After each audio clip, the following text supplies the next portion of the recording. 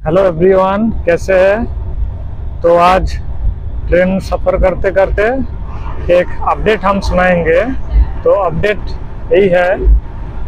तो আজকের আপডেট হলো এটাই যে এক সময় ইমেল মারফত যে লিঙ্ক পাঠাতো সেই লিঙ্কে জালিয়াতি হতো, এক লিঙ্ক পাঠাতো এবং সেই লিঙ্কের মাধ্যমে তারা সাইবার যারা ক্রাইম করতো সেই সাইবার ক্রাইমরা তারা বিভিন্নভাবে তথ্য চুরি করত। কিন্তু এখন একটা নতুন পদ্ধতিতে করছে, সেটা হচ্ছে এমনি মেসেজে লিঙ্ক পাঠাচ্ছে বা হোয়াটসঅ্যাপে মাধ্যমে লিঙ্ক পাঠাচ্ছে। সেই লিঙ্কে ক্লিক করলেই কিন্তু সমস্যা তৈরি হয়ে যাবে।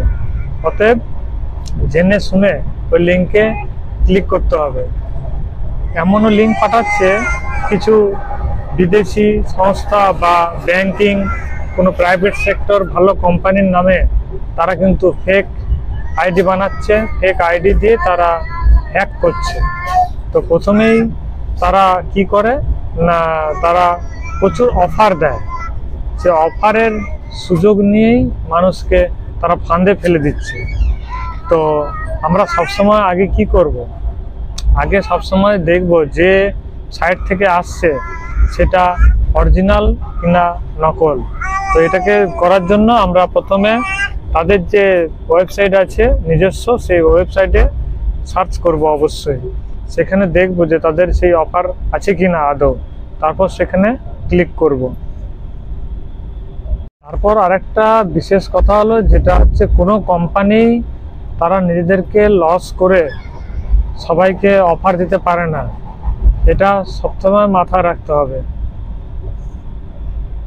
এখন যে আমরা স্মার্টফোনগুলো ইউজ করছি তাতে কি কোনো অ্যান্টিভাইরাস মারা উচিত?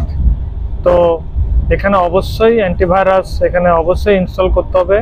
কারণ যে কোম্পানি তাদের নিজস্ব প্রোডাক্ট তৈরি করছে তাদের নিজস্ব কিছু অ্যাপস থাকে, সেগুলো তো নিঃসন্দেহে খুবই ভালো।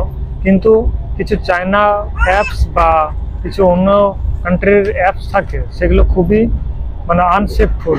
সেগুলো ইউজ করলে অনেক সময় আমাদের মোবাইল হ্যাক হতে পারে।